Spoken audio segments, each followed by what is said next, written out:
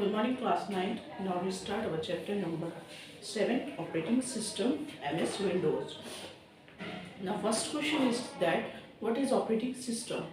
Operating system is the mediator between the user and the computer, CPU, input-output devices, memory. ये बताता है कि हमारे जो हम सिस्टम यूज़ कर रहे हैं तो हमको एक इंटरफेस प्रोवाइड करवाता है यूज़र को, ताकि वो कंप्यूटर्स का, प्रोसेसर का, मशीन का ठीक से यूज़ कर सके। तो operating system is the mediator, बीच का एक वर्कर होता है जो यूज़र और कंप्यूटर के बीच एक इंटरफेस प्रोवाइड करता है। Operating system controls all the operations, like किसी भी तरह का कोई भी सॉफ्टवेयर इंस्टॉल करना है तो हमको यूज़र फ्रेंडली बनाता है। तो किस तरह से हम इंस्टॉल करेंगे, इनपुट आउटपुट डिवाइस पे इस पर ध्यान रखता है, और जो प्रोसेसर है उसमें हमारी मल्टी टास्किंग कैसी हो रही है, उस पर हम प्रोसेसर पे प्रोसेसिंग कैसे कर रहे हैं, वर्क कैसे कर रहे हैं, ये सब ध्यान ऑपरेटिंग सिस्टम पर करता है। Operating system is responsible for the smooth, efficient operation of entire computer system. वो ये चेक करता है कि सारे जो आपके पेरिफेरल डिवाइसेज है, कंप्यूटर से जो भी कनेक्टेड डिवाइसेज है वो ठीक से वर्क कर रहे हैं या वो किस तरह से कोई भी ऑपरेशन परफॉर्म कर रहे हैं। The most of the operating system perform the following functions. First is processor management. Processor management, processor कहते हैं हम सीपीयू, तो वो उसका सीपीयू का मैनेजमेंट करता है कि वो जो हम सीपीयू यूज़ कर रहे हैं, जो हमारी मशीन है वो किस तरह से वर्क कर रही है, उस पर किस तरह से हम उसको कैसे यूज़ कर सकते हैं। Different task being perform by the operating systems. Second होता है आपका मेमोरी मैनेजमेंट। तो ऑपरेटिंग सिस्टम ये चेक करता है कि जो भी हम वर्क कर रहे हैं उसमें मेमोरी में कितना वो एलोकेशन दे रहा है, हमको कितनी रैम दे रहा है, कितने हार्ड डिस्क हमारी यूज़ हो रही है, कितनी मेन मेमोरी में हम वर्क कर रहे हैं, इंटरनल मेमोरी में हम कितना वर्क कर रहे हैं, कहाँ यूज़ हो रहा है, कहाँ जाके वो सेव हो रहा है, कौन से फोल्डर में वो सेव हो रहा है, ये सब जो मेमोरी का मैनेजमेंट होता है वो सब ऑपरेटिंग सिस्टम करता है। Allocation of memory other storage areas of the system program as well as user programs of the data. तो जो कुछ भी इसमें इंटरनल मेमोरी है, एक्सटर्नल मेमोरी है, हार्ड डिस्क है, रैम है, जो हम यूज़ कर रहे हैं उसका ठीक से हमें एलोकेशन जो है वो ऑपरेटिंग सिस्टम के थ्रू होता है। थर्ड पॉइंट होता है input output system, input output management. Coordination or assignment of the different input and output devices while one or more programs are being executed। अब जो इनपुट आउटपुट डिवाइसेस होते हैं उनका मैनेजमेंट, कि हम कौन से हमारे डिवाइसेस जैसे माउस है, कीबोर्ड है, मॉनिटर है, सीपीयू है, प्रिंटर है, इन पे हम कौन सा कमांड कब दे रहे हैं, उनका जो भी मैनेजमेंट होता है वो काम सारा सीपीयू ऑपरेटिंग सिस्टम का होता है। Then last one is file management, the storage of files of various storage devices and the transfer of these files from one storage device to another, and operating system also permits all files to be easily changed to modified by using text editor। जो हमने कहीं भी किसी भी तरह का कोई work किया है, कोई भी ऑपरेशन परफॉर्म किया, प्रोसेसिंग की है, तो हमारा जो फाइल होता है उसका ठीक तरह से उसका मैनेजमेंट, कि हम उसको कहाँ से सेव करना है, कहाँ उसको रखना है, या फिर हमें ट्रांसफरिंग डेटा को किस तरह से एक फाइल से दूसरे फाइल में, या एक फाइल को एक स्टोरेज मीडियम से दूसरे स्टोरेज मीडियम में किस तरह से ट्रांसफ़र करना है, ये सब काम ऑपरेटिंग सिस्टम का होता है। ना ऑपरेटिंग सिस्टम कैसे वर्क करता है, इसमें दो तरह के प्रोग्राम्स आते हैं। फर्स्ट जो एक प्रोग्राम होता है जो कंप्यूटर्स की मेन मेमोरी में रहता है, जिसको हम कहते हैं रेसिडेंट प्रोग्राम। ये चेक करता है कि जो हमारा जो भी हम सीधे डायरेक्टली प्रोग्राम कंप्यूटर की मेमोरी में सेव करते हैं तो वो रेसिडेंट प्रोग्राम में जाकर सेव हो जाता है। ठीक है, दूसरा प्रोग्राम होता है non resident program. Non resident program से वो रहते हैं जो हार्ड डिस्क में सेव होते हैं, मेन मेमोरी में सेव नहीं होते, जो हार्ड डिस्क में सेव रहते हैं, जो हम जो कुछ भी डेटा उसमें डालते हैं एक्सटर्नल मेमोरी में वो वहाँ जाके सेव हो जाता है। फिर आपको जो भी एलोकेशंस में उसको सेव करना है फिर वो वहाँ पे जाके सेव हो जाता है। This control, known as resident programs, the other programs are stored in the disk, are called transient program. Compiler, assembler, utility programs जो रहते हैं सारे assembler, compiler, वो वहाँ जाके सेव रहते हैं. जब हमें उनकी ज़रूरत पड़ती है हम उसको यूज़ कर सकते हैं. How the operating system works. अब operating system जो है वो किस तरह से वर्क करता है. First is single programme.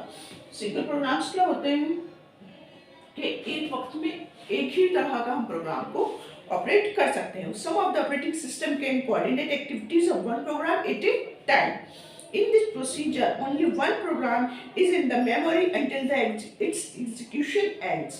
This procedure wastes the resources like computer power of the CPU and under utilization of memories.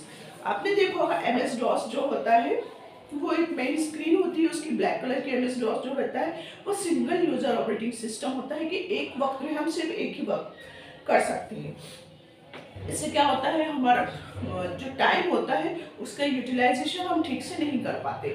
एक वक्त में एक ही काम कर रहे हैं तो हमारी पावर भी जा रही है, हमारी स्पेस भी जा रही है, लेकिन और टाइम का कोई यूटिलाइजेशन उसमें नहीं हो रहा. तो सिंगल प्रोग्राम से होता है कि एक वक्त में एक इंसान एक ही काम कर सकता है जब तक वो प्रोग्राम पूरा एंड नहीं हो जाता. सेकेंड होता है आपका मल्टी प्रोग्रामिंग. मल्टी प्रोग्रामिंग को कहलाती है कि हम एक वक्त में बहुत सारे काम एक साथ कर सकते हैं. जैसे हम MS वर्ड पे काम कर रहे हैं, हम डायरेक्टली हम वीडियोस भी देख सकते हैं साइड में, और हम स्पीकर के थ्रू कोई भी ऑडियो भी सुन सकते हैं, और हम प्रिंटर को कमांड दे दें तो प्रिंटर एक साथ कमांड भी कर लेगा. तो ये मल्टी प्रोग्रामिंग का मतलब होता है कि हम एक वक्त में बहुत सारे काम एक साथ कर सकते हैं. Users program in the main memory and execution them correctly. This procedure leads to a better use of system resources like computer power of CPU and the utilization of memory space. Third is multiprocessing. Multiprocessing, the term multiprocessing is used to describe interconnected computer configuration or computers with two or more independent CPUs that have the ability to simultaneously execute several programs. In this method, the performance of the computer increase but not the execution time of each program. Multiprocessing means जो दो processor मिलके दो CPU मिलके एक ही काम को करते हैं.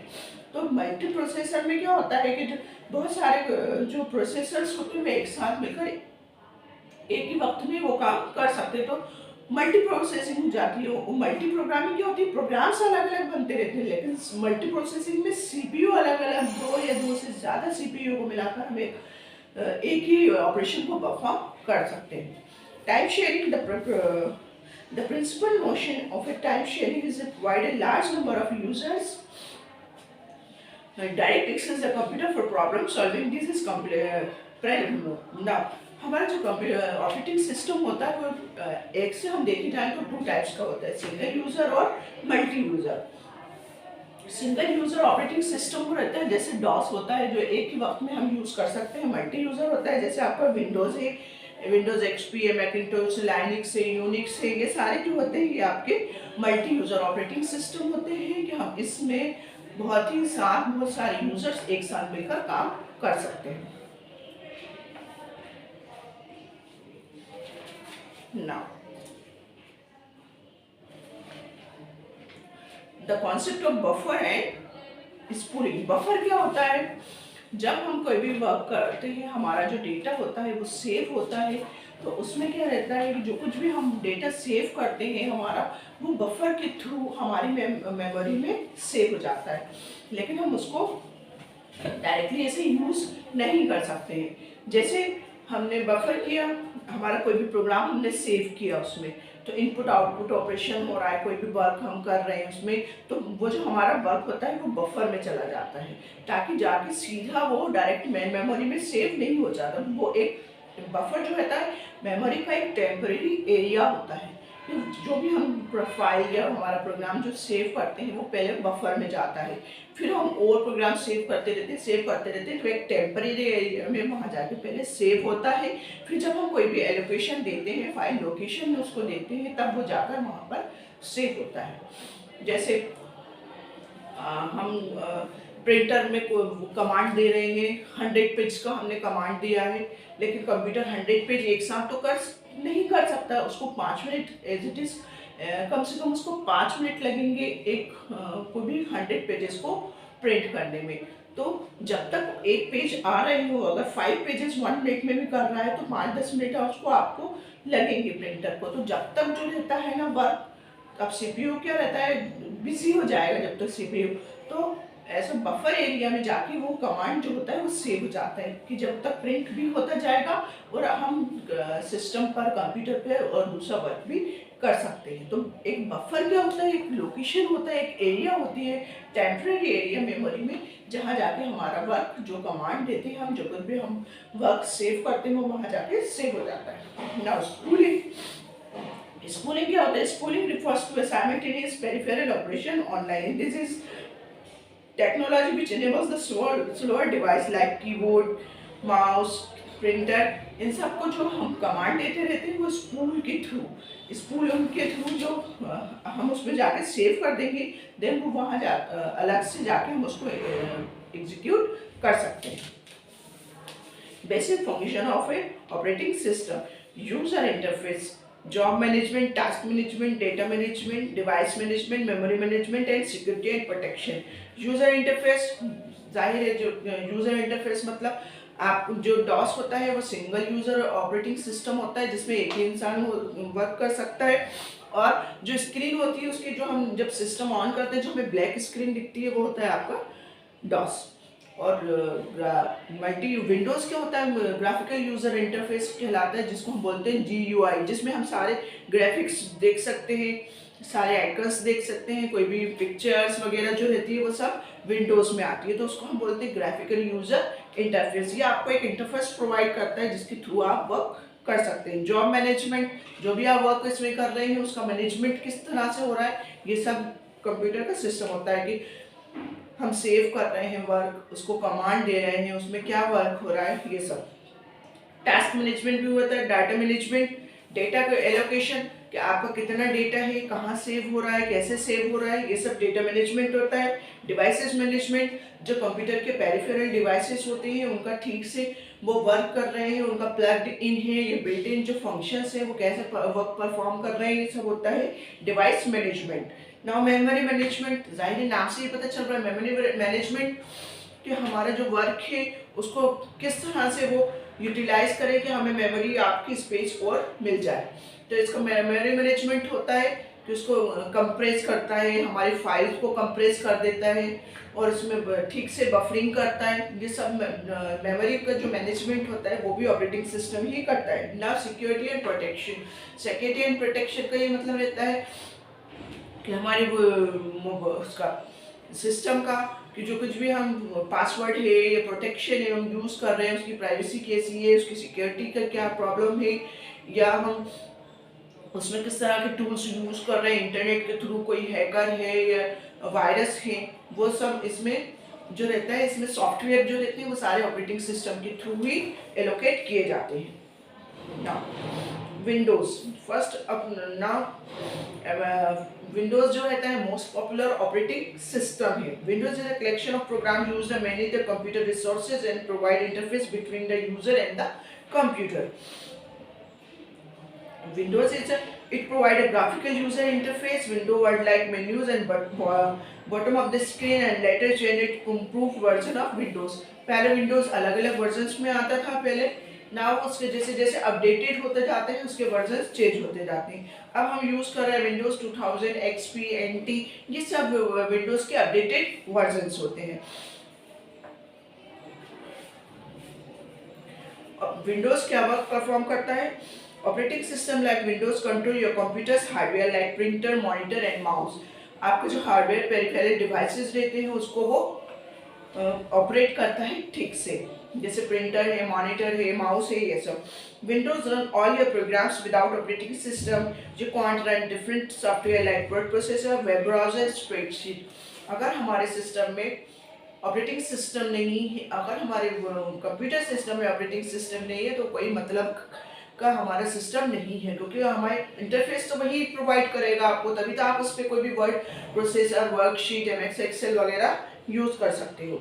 Windows also organize and store information in files and folders on your computer's hard disk. Memory management का जो काम होता है वो भी विंडोज़ के थ्रू ही होता है ये आपकी फोल्डर्स एंड फाइल्स को ठीक से मैनेज करता है। Advantage of Windows: easy to use, fast processing, efficient internet access facilities, many inbuilt facilities are proved.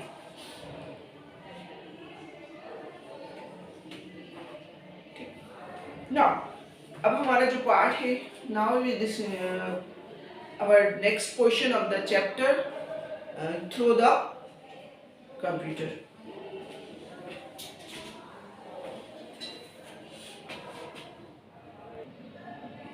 Okay students, now we start our parts of the Windows 2000 screen and their description. First is desktop. ये जो हमारे जो first screen जो रहती है system की उसको हम बोलते हैं डेस्कटॉप। ठीक, desktop is the large background of the Windows screen is known as desktop. It consists of taskbar and icons represent the shortcut of your favorite programs. ये नीचे होता है, ये कहलाता है आपका डेस्कटॉप पूरा ना। ये होते हैं स्मॉल आइकन्स, ये होता है आइकन्स। माई कंप्यूटर आइकन है, ये आपका नेटवर्क आइकन है, रिसाइकेबल आइकन है, ये सब जो अपने प्रोग्राम्स होते हैं शॉर्टकट्स होते हैं इनके, इसको बोलते हैं हम आइकन्स। ये आपकी जो मेन स्क्रीन दिख रही है इसको हम बोलते हैं task bar, desktop. The white line at the bottom of the Windows screen is known as taskbar. It consists of start button, quick launch toolbar and system tray. Whenever you open any program, document or windows, an icon appear on the taskbar. ये जो screen के नीचे जो line दिख रही है आपको, इसको हम बोलते हैं टास्क बार। ठीक है, इसमें आपका स्टार्ट बटन होते हैं और सारे जो ऑप्शंस जो फाइल्स ओपन होती हैं वो यहाँ पे दिखाई देती हैं, इसको हम बोलते हैं टास्क बार। ये जो नीचे लाइन दिखाई दे रही है this is called task bar. Now start button, ये होता है start button. This button exist in the left side of the taskbar. It tells you quickly open a document on the program. It is also used to open a file and change the setting for Windows. This is start button. ठीक है, किसी भी तरह का कोई भी applications ये open करने के लिए हम टास्क बार के ओपन बटन स्टार्ट बटन का यूज़ करते हैं।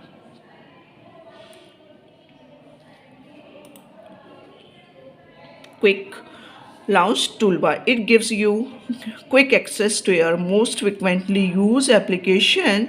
It consists of Internet Explorer, Outlook Express, Windows Desktop and the several websites by default. यहाँ पे जो आपको दिखाई दे रही है ये सारे क्विक लॉन्चर टूलबार होता है। The system tray, it is an area on the right side of the taskbar on the Windows 98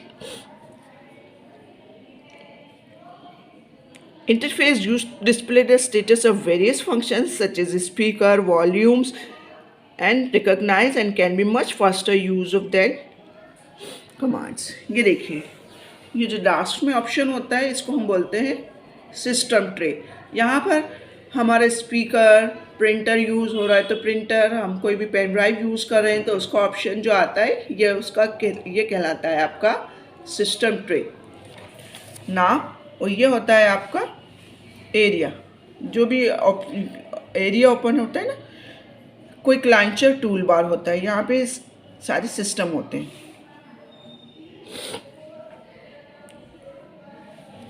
icons, an icons is a small icon is a small picture that stands for a word for group of words. Selecting or clicking an icon carries out a command. Icon make command easy to recognize and can be much faster to use than type commands. This is called icons. ये network neighbourhood का है, ये resizable का icon है। Now इसमें हम कौन कौन से यूज़ करते हैं? My computer, My Computer, it is a special folder which provides a convenient place to store files and documents that you create on My Computers. ये होता है My Computer का ऑप्शन आइकन। ठीक,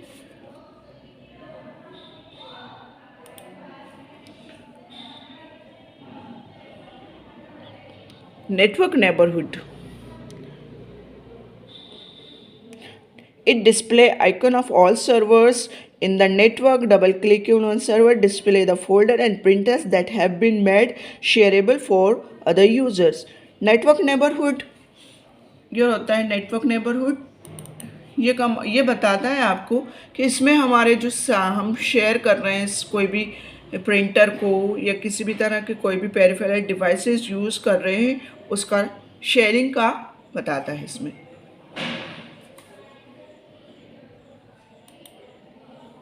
Now recycle bin. The recycle bin, it stores all the files which you delete from your computer. Deleted files can be restored by simply dragging them back from the recycle bin onto the desktop or into a folder. This is recycle bin folder. जो भी हम files या folder हमारे system से delete करते हैं वो direct recycle बिन में चला जाता है। यह होता है रिसाइकिल बिन। इसमें ऑल फाइल्स होती हैं, फोल्डर्स होते हैं जो हम डिलीट करते हैं और हम इस पर डबल क्लिक करेंगे तो डायरेक्टली वो हमें वहीं पर सेव हो जाएगा जहाँ से हमने इसको डिलीट किया था। तो रिसाइकिल बिन आपकी जो डिलीटेड फाइल्स एंड फोल्डर्स होती हैं उनको कैरी करता है और हम उसको रीस्टोर भी कर सकते हैं। आप रिसाइकिल बिन में जाकर उस फाइल को रिस्टोर करेंगे तो रिस्टोर्ड फाइल जहाँ पर पहले थी वहीं सेव हो जाएगी। Now next topic is Internet Explorer. When you click on it, it shows the starting page of Internet Explorer by which you can access Internet. Internet Explorer icon होता है जिसके थ्रू, ये क्रोम होता है, browser होता है जिसके through हम इंटरनेट को एक्सेस कर सकते हैं। ठीक है।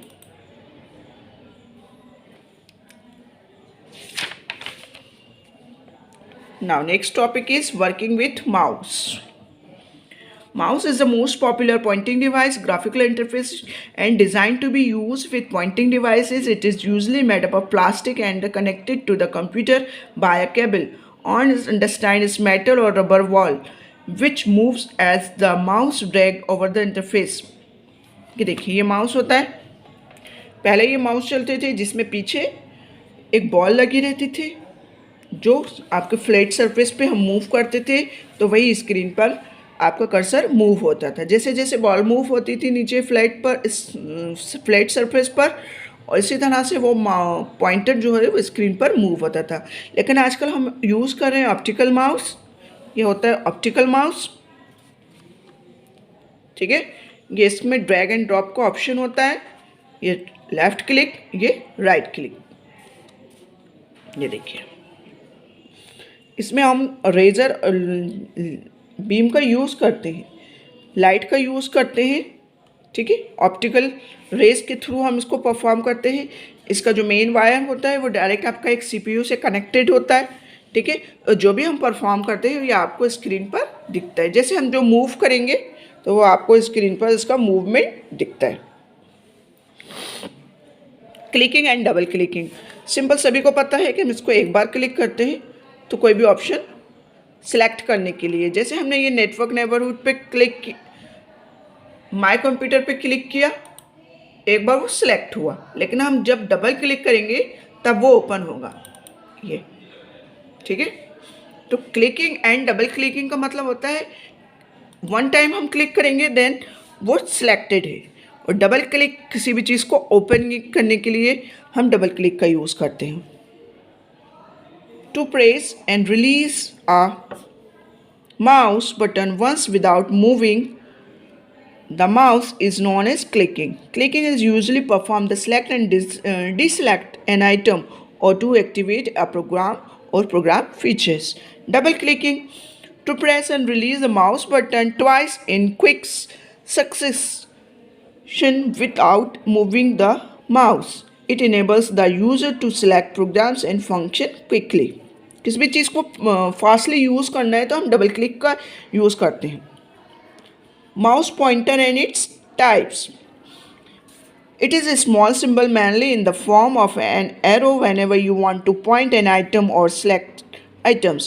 You use a mouse pointer and the mouse pointer keeps on changing shape according to its location on the screen and the action you are performing.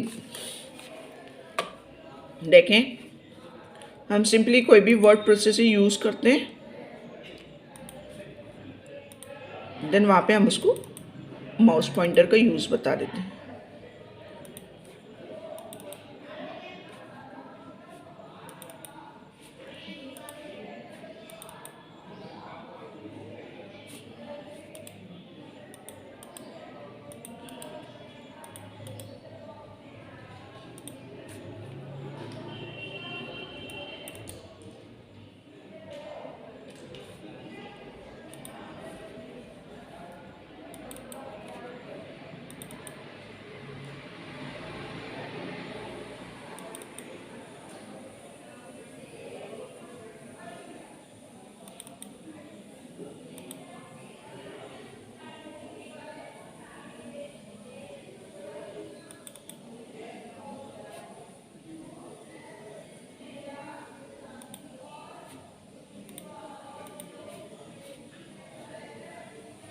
ये माउस पॉइंटर्स होते हैं फॉर टाइपिंग और word processor softwares.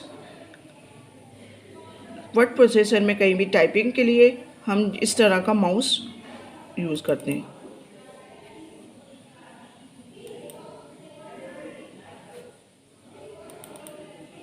To insert chart in your programmes.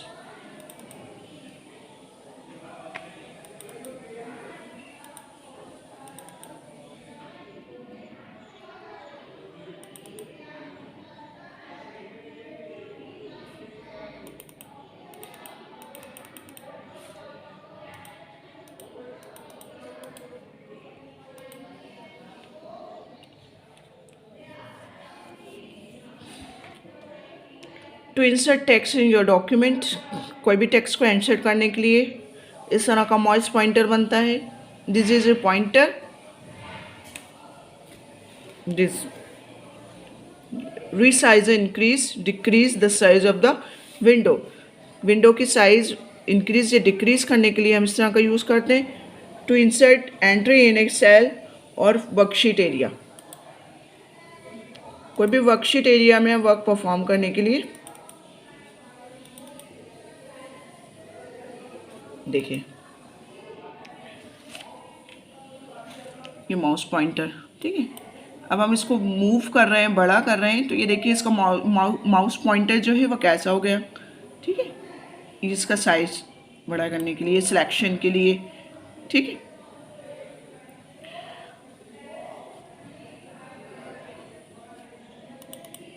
अब ये click करने के लिए blink कर रहा है, ये कर्सर बन गया है इस तरह से कोई भी टेक्स्ट को इंसर्ट करने के लिए. ठीक है, और ये टाइमर यूज़ करते हैं हम वाइल प्रोसेसिंग. जब कोई भी हम वर्क परफॉर्म करते हैं तो ऐसे टाइमर बन जाता है, तो मतलब प्रोसेसिंग चल रही है. Now, select an open end program by single clicking or a mouse.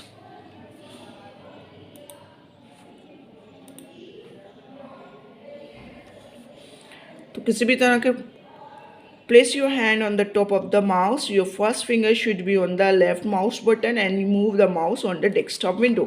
ये देखिए ऐसे हम परफॉर्म करते हैं ये. ठीक है, ये माउस किसी भी ओपन करने के लिए ये डबल क्लिक करते हैं. Okay, double click. ये लेफ्ट बटन होता है माउस का.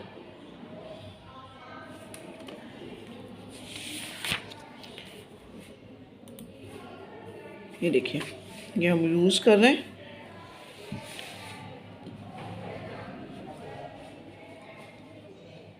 माउस बटन हमारा है स्टार्ट बटन पर.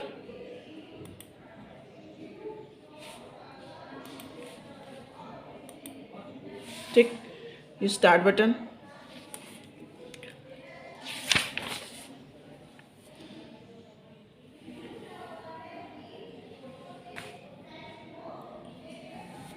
ये सारे ऑप्शंस होते हैं इसके. ये देखिए Windows shortcut keys, alter F4 close the active program. Alter F4 का यूज़ करते हैं तो एक्टिव प्रोग्राम्स जो होता है वो हमारा क्लोज हो जाता है। Then second one, control F4 close the active document of window. हमारी जो एक्टिव डॉक्यूमेंट्स विंडो की वो अल्टरनेट F4 से हो जाती है। देखिए ये हमारा MS एक्सेल खुला हुआ है। देन हम अल्टर F4 को यूज़ करेंगे।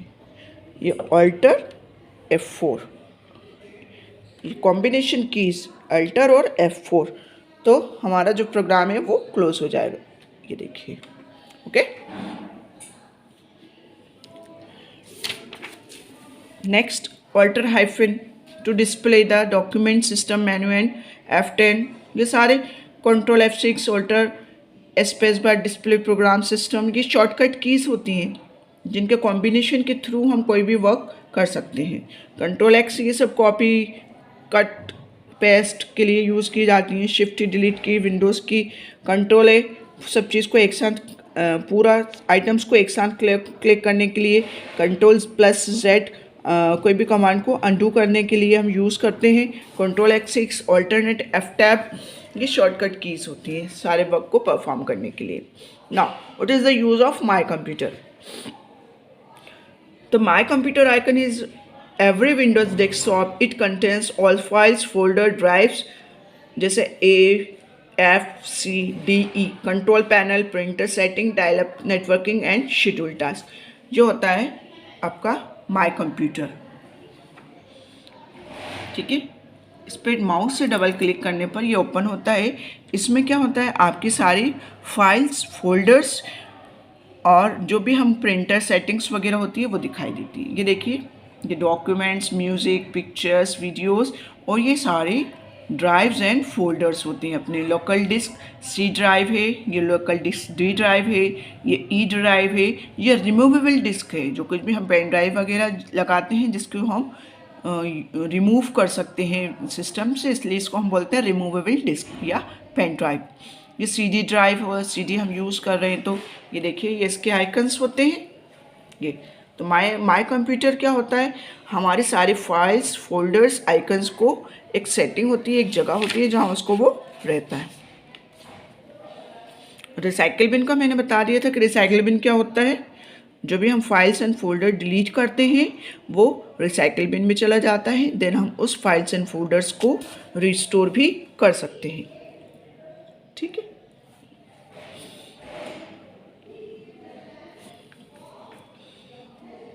कि रिसाइकिल बिन में कैसे ऑप्शंस को हम रिस्टोर करते हैं ये बताया।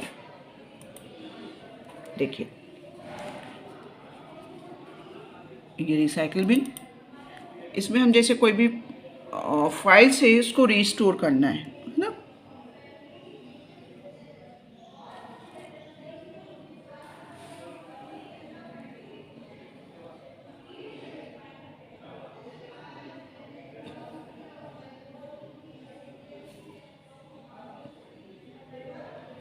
ठीक है, जैसे हम ये कर रहे हैं।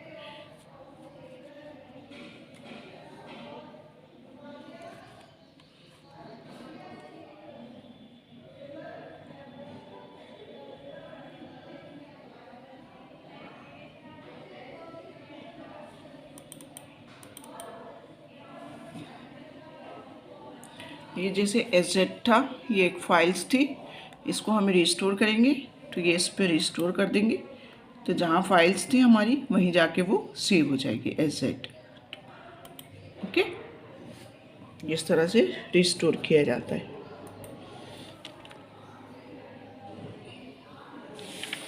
ये ऑप्शन है आपका moving, resizing and hiding the task bar. जो टास्क बार होता है इसको हम कैसे मूव, रिसाइज और हाइडिंग कर सकते हैं। ठीक, स्टार्ट बटन में आपके कौन कौन से ऑप्शंस होते हैं ये बताया है इसमें। ये रहा है स्टार्ट बटन। आपको प्रोग्राम्स होते हैं, ऑल प्रोग्राम्स यहाँ पे दिया हुआ है। Display cascading menu which you helps to quickly access your web page, subscription active. ठीक है, ये सारे प्रोग्राम्स होते हैं आपके। ये बैक के थ्रू आप बैक आ जाएं। देन डॉक्यूमेंट्स, ये रहता है डॉक्यूमेंट्स, आपके डॉक्यूमेंट्स रहते हैं। वो डॉक्यूमेंट्स इसमें दिखाई देते हैं। It is will list of recently use 15 documents, जो हमने रिसेंटली यूज़ किए हैं वो 15 डॉक्यूमेंट्स आपको दिखाई देता है।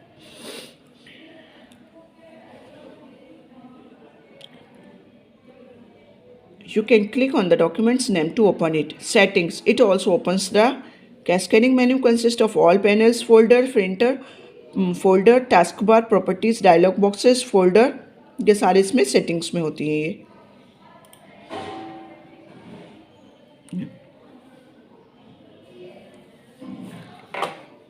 फाइंड, ये सर्च ऑप्शन होता है, इसको हम बोलते हैं फाइंड। इसमें हमारी जो फाइल्स होती हैं, find it helps to finding files and folder on a disk and many more. ठीक है, आपको जो फाइल्स हमारी सर्च करना है, हमें नेम नहीं मालूम उसका कोई भी पोर्शन, हम उसमें टाइप कर देंगे तो वो सर्च होकर वो आपको दिखाई देगी कि कहाँ पर वो सेव है वो file.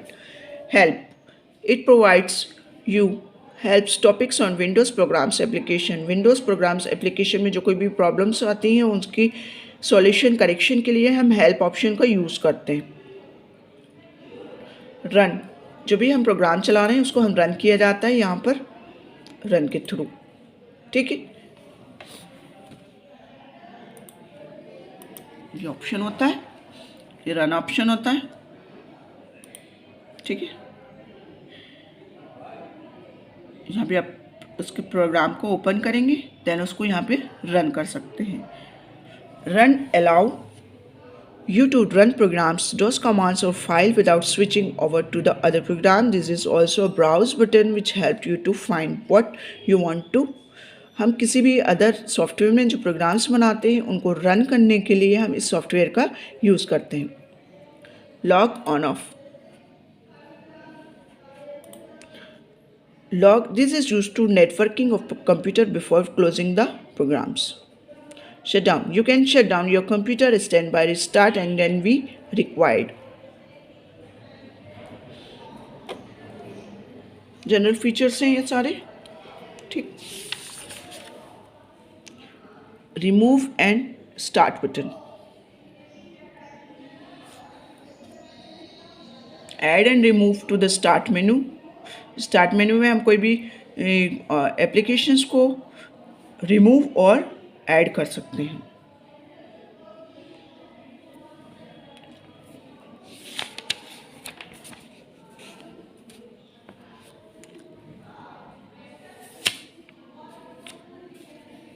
System date and time, ये सब होता है।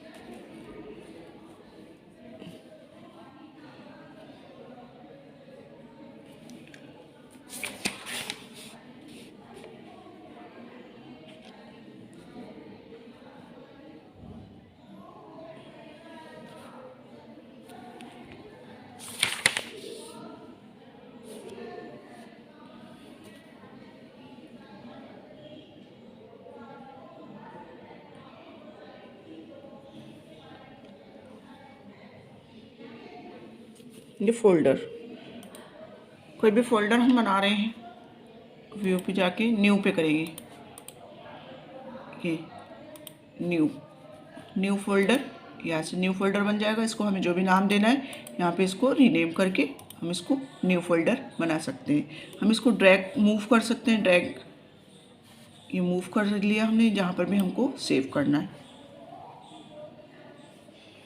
रीनेमिंग फोल्डर, रीनेम के लिए हम इस पे जाकर रीनेम ऑप्शन पे क्लिक करेंगे, देन हम इसको रीनेम कर सकते हैं।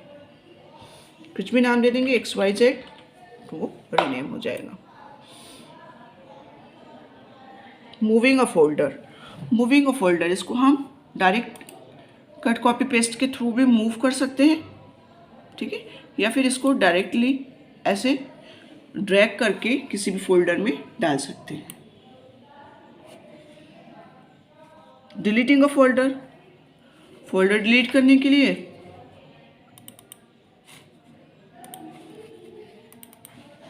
ये जैसे ये हमने फोल्डर बनाया था, ठीक है, इसको सिलेक्ट करके डिलीट ऑप्शन जो है उसको सिलेक्ट कर देंगे तो आपसे पूछेगा are you sure to delete, तो हम डिलीट कर सकते हैं उसको यहाँ से इसके थ्रू, तो वो डिलीट हो जाएगा।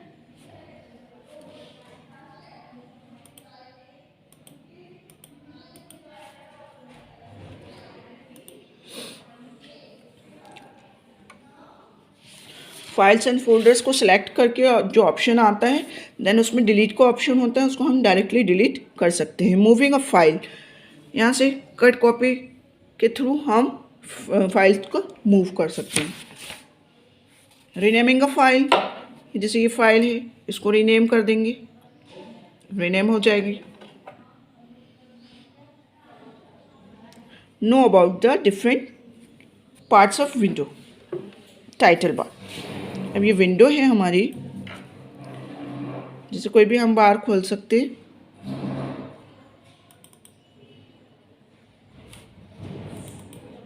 ठीक है, ये सबसे पहला ये हमने जैसे माइक्रोसॉफ्ट एक्सेल का विंडो ओपन किया हुआ है, तो सबसे पहले जहाँ पर जो टाइटल दिखता है उसको हम बोलते हैं टाइटल बार। ये इसमें दिख रहा है new Microsoft Office Excel worksheet, this is title bar. Now second wise minimize maximize buttons, ये होते हैं minimize maximize button. Tool tip इसका आएगा तो आपको दिख जाएगा this is minimize button, this is maximize restore button या मैक्सिमाइज, और दिस इज क्लोज बटन। इसको हम मिनिमाइज कर देंगे, नीचे आपको वो ऑप्शन दिखाई देगा, उस पर क्लिक कर हम उसको रिस्टोर कर सकते हैं डायरेक्टली। ठीक, क्लोज बटन मेन्यू बार। उसके बाद जो आपको ये मेनूज दिखाई दे रहे हैं, home, insert, page layout, this is menu bar button. ठीक है, और ये पूरा होता है टूल बार। यहाँ पे सारे टूल्स होते हैं हम वर्क परफॉर्म करने के लिए, किसी भी तरह के कोई भी वर्क परफॉर्म करने के लिए टूल्स होते हैं।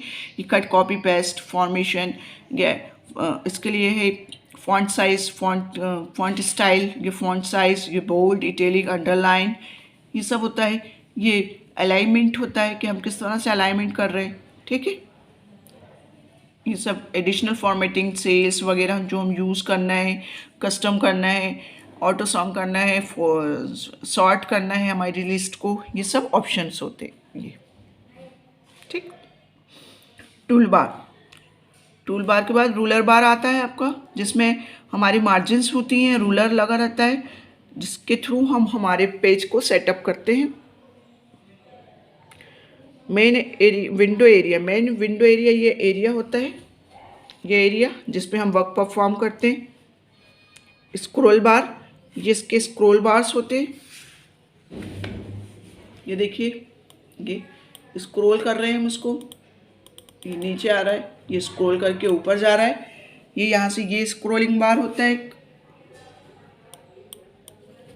इस साइड मूव कर रहे हैं, ये वर्टिकल स्क्रॉल बार होता है, और इस साइड जो रहता है ये हॉरिजॉन्टल स्क्रॉल बार होता है ना। स्टेटस बार, दिस इज जो लास्ट में आपको स्टेटस दिखता है वर्कशीट, ये लास्ट में जो आपको दिख रहा है ये होता है स्टेटस बार। इस पर शीट से शीट 1, शीट 2, शीट 3 दिख रही है, ये आपका वर्किंग स्टेटस बताते हैं, this is called status bar. Now active window, when you open on different programs windows at a time, only one program's window can store.